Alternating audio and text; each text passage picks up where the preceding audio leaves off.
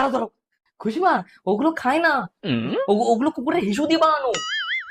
বৌদি দেখো না, আমার পর কোরিয়া থেকে চিঠিটা পাঠিয়েছে, কোরিয়ান ভাষায় কি লিখেছে কিচ্ছু বুঝতে পারছি না। আচ্ছা ঠিক আছে, তুমি কি বসো বসো। খুশিমা যাও তো একটা কোল্ড ড্রিঙ্ক নিয়ে আয়। এখানে লেখা আছে তোমার বর ওখানে বিয়ে করে নিয়েছে, দেশে আর ফিরবে না। যা, দোকান তো বন্ধ। ওগুলো কুকুরের হিসু দিয়ে বানানো।